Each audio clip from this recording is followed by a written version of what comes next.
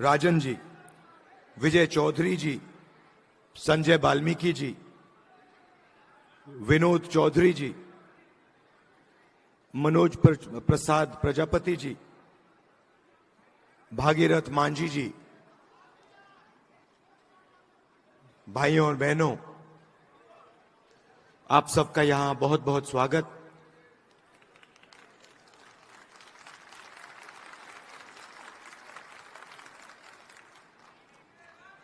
मैं आपके भाषण सुन रहा था।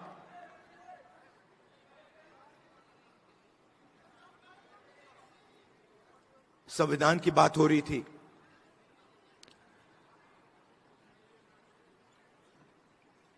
और जब हम इस किताब को देखते हैं, दिखाइए जरा अपना संविधान।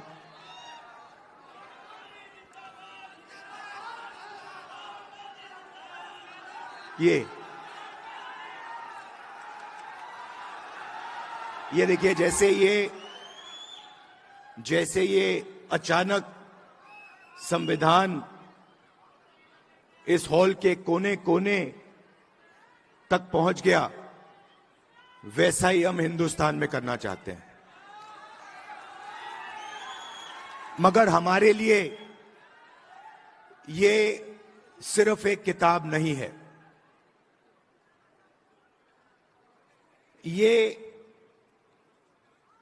इस किताब में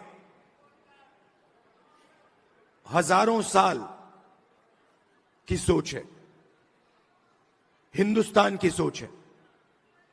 आपने शुरुआत में कहा कि बुद्ध भगवान की धरती पे आप स्वागत कर रहे हो। बुद्ध भगवान की आवाज इस संविधान में है।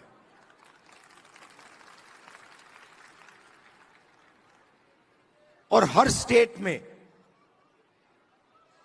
जो बड़े से बड़े महापुरुष हुए हैं, चाहे नारायण गुरु जी हों,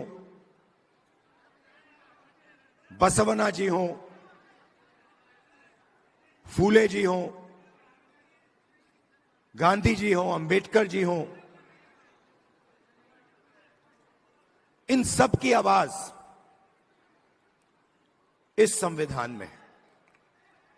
मगर सिर्फ उनकी आवाज इस संविधान में नहीं है। इस संविधान में एक और चीज है। इस संविधान में जो हजारों साल से इस देश में दलितों को, पिछड़ों को, आदिवासियों को, उनके खिलाफ जो अन्याय किया गया, जो लाखों करोड़ों रुपए, लाखों करोड़ों लोगों का जो दर्द है, दुख है, वो भी इस संविधान के अंदर आज तक है।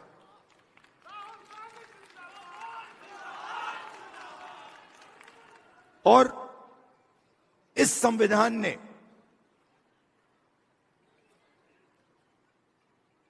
उस दर्द को पूरी तरह नहीं, मगर थोड़ा सा कम किया है।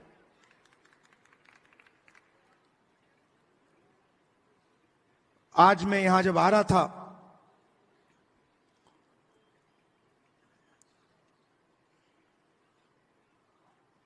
गंगा जी की ओर मैंने देखा, गाड़ी में बातचीत हो रही थी और मैं सोच रहा था कि ये लगती तो एक नदी है,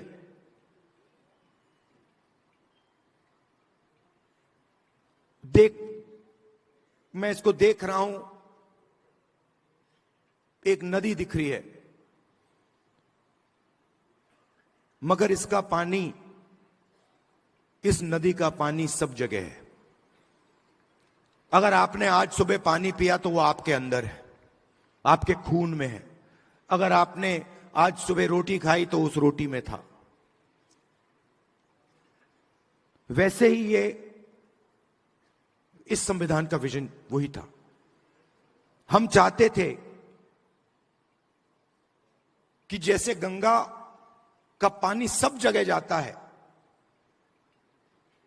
वैसे ही विजन था कि इस संविधान की जो सोच है वो हिंदुस्तान के कोने कोने में, हिंदुस्तान के हर व्यक्ति के अंदर, हर संस्था के अंदर जैसे गंगा का पानी जाता है वैसे जाए।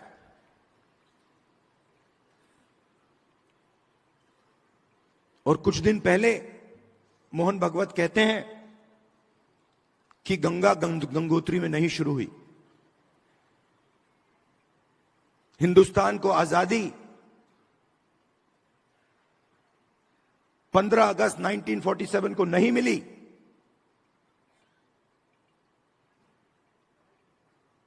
बाद में मिली।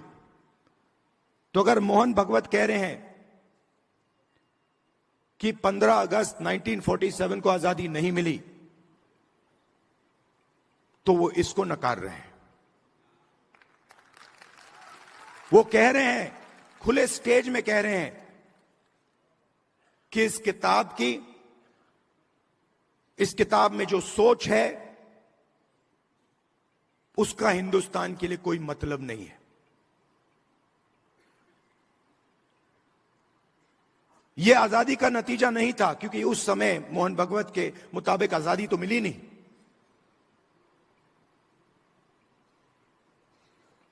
और इसकी सोच को, अंबेडकर जी की सोच को, गांधी जी की सोच को, बुद्ध भगवान की सोच को, फूले जी को सोच को वो मिटाने लगे हैं। हिंदुस्तान की हर संस्था से, हर इंस्टीट्यूशन से, फाइनेंशियल सिस्टम से, इकोनॉमिक सिस्टम से, पॉलिटिकल सिस्टम से, सोशल स्ट्रक्चर से मिटा रहे हैं उसको। आप मुझे बताओ, इस किताब में कहां लिखा है कि हिंदुस्तान का पूरा धन 2-3 आदमियों के हाथ में जाना चाहिए? कहां लिखा है इस किताब?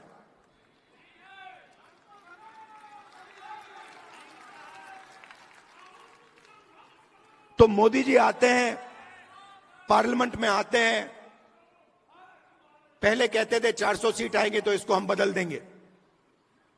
और फिर जब आप लोगों ने, हमने मिलकर मोदी जी को संविधान की सच्चाई समझाई, तो फिर पहले दिन इलेक्शन के बाद आए तो फिर ऐसे आए थे। मगर चाहते थे कि मैं उसको उठा के फेंक दूं। मगर हिंदुस्तान की जनता ने कहा, भैया अगर आपने सिर पे नहीं रखा तो हम तुम्हें उठा के फेंक देंगे।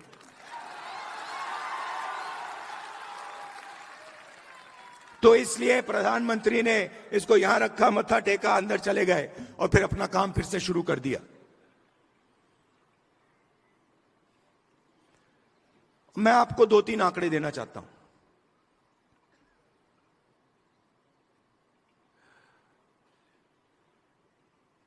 सबसे पहला आंकड़ा, आपने रिप्रेजेंटेशन की बात की।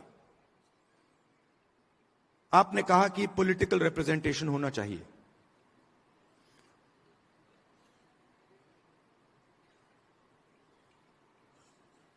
आज के हिंदुस्तान में एमएलए के पास, मेंबर ऑफ पार्लियामेंट के पास कोई पावर नहीं है। मैं मिलता हूं लोकसभा में बीजेपी के पिछड़े वर्ग के एमपी से, दलित एमपी से, आदिवासी मेंबर ऑफ पार्लियामेंट से। वो मुझे कहते हैं, भैया हमें पिंजरे में बंद कर यहां टांग रखा है।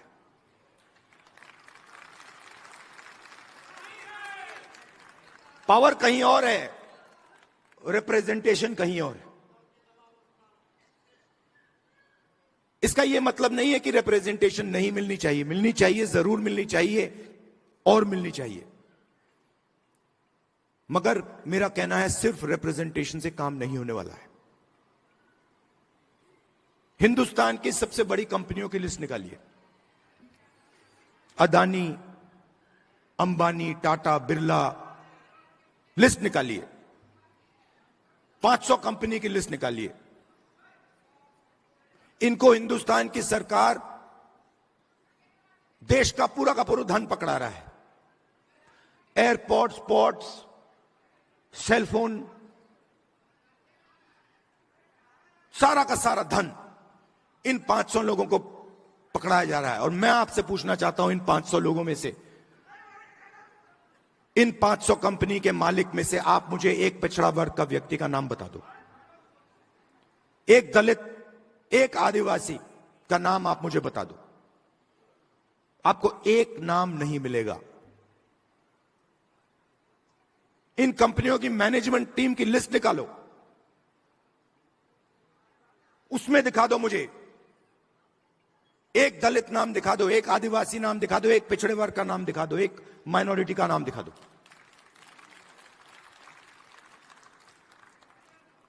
मीडिया में देखिए, एंकर्स की लिस्ट निकालिए, मालिकों की लिस्ट निकालिए। 20-25 कंपनियां, मीडिया की कंपनियां पूरा नैरेटिव बनाती हैं, हिंदुस्तान का नैरेटिव बनाती हैं। उसमें किसान की कभी बात नहीं होगी, पिछड़ों की कभी बात नहीं होगी, दलितों की बात नहीं होगी, मजदूर की बात नहीं होगी।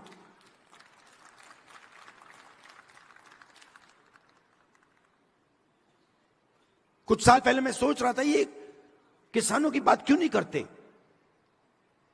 सच्चे मुद्दे क्यों नहीं उठाते, बेरोजगारी की बात क्यों नहीं करते।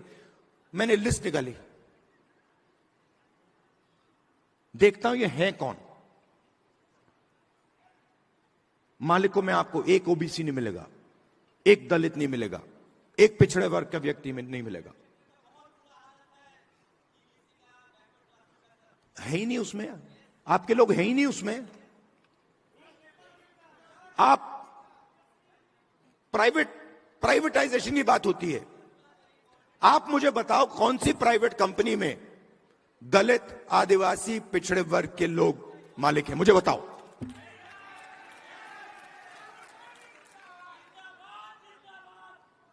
मैं कल कुछ दिन पहले रात को एम्स गया। मेट्रो स्टेशन में लोग वहां 600-700 लोग लेटे हुए हैं। किसी को कैंसर हुआ है, दिल की बीमारी है, वाल्व नहीं काम कर रहा, सांस नहीं ले पा रहे हैं, टॉयलेट नहीं वहां पे, खाने को नहीं है, प्राइवेट अस्पताल में जा नहीं सकते।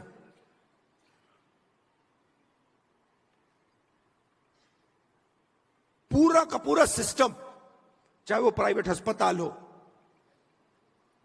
शिक्षा का सिस्टम हो, स्वास्थ्य का सिस्टम हो, बिजनेस का सिस्टम हो, आपके लोग हैं ही नहीं उसमें।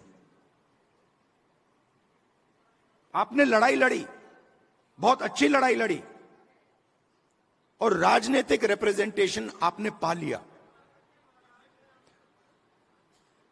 मगर अगर मैं आपको सच्चाई बताऊं तो आपको सत्ता कहीं नहीं मिली। क्योंकि हुआ क्या, जब इन लोगों को पता लगा कि पिछड़ा वर्ग, दलित ये रिप्रेजेंटेशन ले रहे हैं,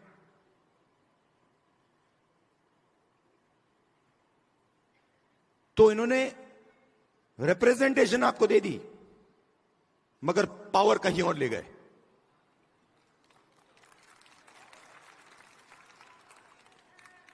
पावर कहां गई? Power Adani Ambani, power RSS, हर संस्था में अपने लोगों को डाल देते हैं। मैंने लिस्ट बनाई, आरएसएस के जो अपॉइंटीज हैं, हजारों अपॉइंटीज होते हैं सरकार में, बोर्ड, कॉर्पोरेशन, गवर्नर, हजारों होते हैं। मैंने लिस्ट निकाली।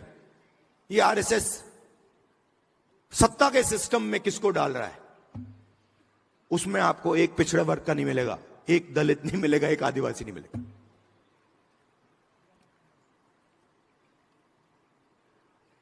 बजट, हिंदुस्तान का बजट 90 लोग बांटते हैं। एमपी एमएलए बजट नहीं बांटते। जो धन है वो 90 अफसर बांटते हैं। Secretary to government of India. मैंने लिस्ट निकाली। ये है कौन? आपकी आबादी, पिछड़े वर्ग की आबादी 50% है, कम से कम। कोई जानता नहीं है। आज तक कोई यह नहीं कह सकता कि गारंटी कह के मैं कह रहा हूं कि भैया 50% है। यह कह सकते हैं कि हां 50%, कम से कम 50 है, 50 से 55 भी हो सकती है, 60 भी हो सकती है, पता नहीं, मगर 50 से कम नहीं है।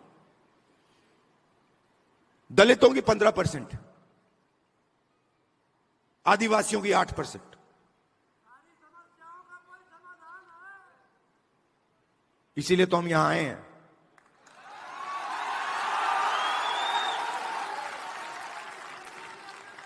तो तकरीबन 90% दलित, आदिवासी, पिछड़े वर्ग के लोग माइनॉरिटी हैं। और अगर आप उन अफसरों की लिस्ट देखें तो 90 में से 3 ओबीसी वर्ग के हैं। आपकी आबादी 50%, 90 में से 3 आपके। और अगर हिंदुस्तान की सरकार 100 रुपए खर्च करती है बजट में, 100 रुपए बांटती है, तो ओबीसी अफसर 5 रुपए का निर्णय लेते हैं। आबादी 50%, बजट में भागीदारी 5%। दलित 15%, उनके भी 3 अफसर। 100 रुपए बंटते हैं, 1 रुपया उनका अफसर निर्णय लेता है, 1 रुपए का। आदिवासी 8%, 8% आबादी, 100 रुपए में से 10 पैसे की भागीदारी। तो अब आप सब मिला लो, सब मिलाकर 100 रुपए में से 6 रुपए 10 पैसे का निर्णय आप लोग लेते हो। माइनॉरिटी भी उसमें ही है, वो भी उसी में है। तो आपकी भागीदारी 6%, 7%, 8%, आपकी आबादी 90%। प्राइवेट सेक्टर में पूरा का पूरा धन 200 लोगों को जा रहा है, उसमें आपका एक आदमी नहीं। एम्स के सामने आपके लोग मर रहे हैं, मगर प्राइवेट अस्पतालों के मालिक की लिस्ट निकालिए, आपका एक आदमी नहीं उसमें। आपके बच्चे लाखों रुपए देते हैं प्राइवेट एजुकेशन इंस्टीट्यूशंस में पढ़ने के लिए, उनकी मालिकों की लिस्ट निकालिए, आपका एक आदमी नहीं उसमें। जीएसटी कौन देता है? आप देते हो। बजट में पैसा कहां से आता है? आसमान से थोड़ी टपकता है। बजट में पैसा, जीएसटी का पैसा आता है, जीएसटी का पैसा आप देते हो। जितना पैसा अदानी, अगर अदानी शर्ट खरीदेगा, यही शर्ट जो आपने पहन रखी है, अगर वो यही शर्ट खरीदेगा, जितना टैक्स आप दोगे उतना टैक्स वो देगा।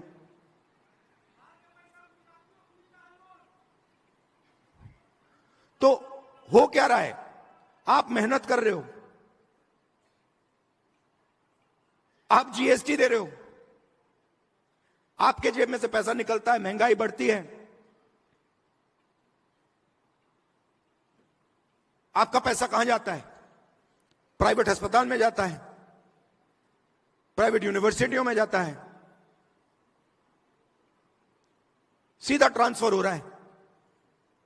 दलित, आदिवासी, पिछड़े वर्ग, माइनॉरिटीज, आपके जेब में से पैसा ट्रांसफर हो रहा है बस, और आप देखते रह रहे हो। यह प्रॉब्लम है। अब पहला कदम हमारे लिए क्या है, मैं आपको बता देता हूं। पहला कदम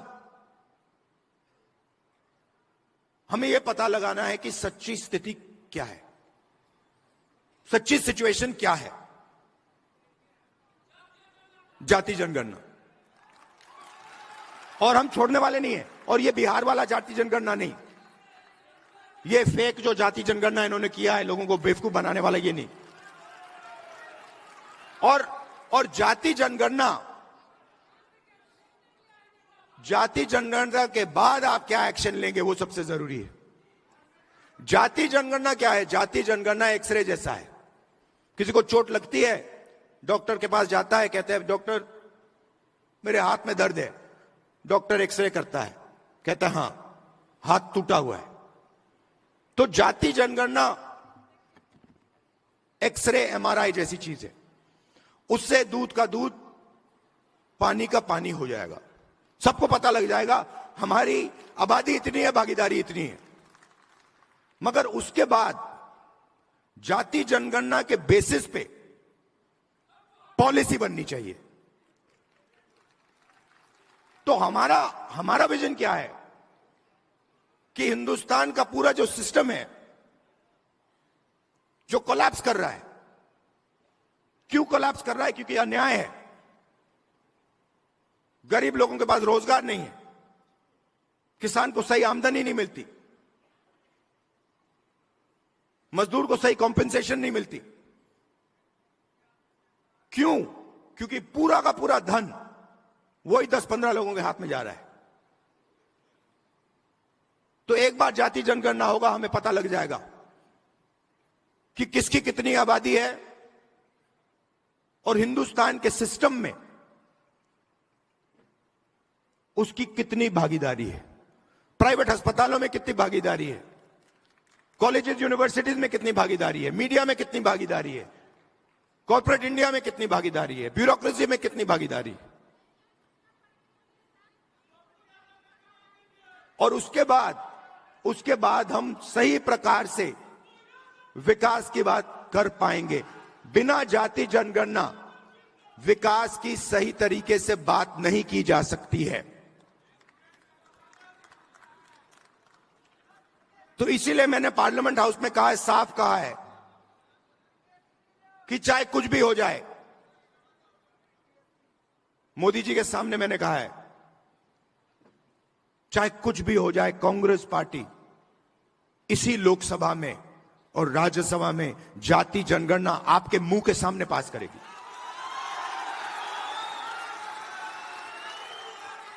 और हमने यह भी कहा है कि जो दीवार बना रखी है 50% रिजर्वेशन की दीवार, उस दीवार को हम लोकसभा और राज्यसभा में तोड़ के परे कर देंगे। रिजर्वेशन 50% से ज्यादा होना चाहिए, जाति जनगणना होनी चाहिए और हर जात को इस देश में भागीदारी मिलनी चाहिए। और ये सिर्फ हम नहीं कह रहे हैं, ये सिर्फ आप नहीं कह रहे हैं, ये कॉन्स्टिट्यूशन कह रहा है, ये संविधान कह रहा है, इसमें लिखा हुआ है। इसमें लिखा है हिंदुस्तान के सब लोग एक जैसे हैं, समान हैं।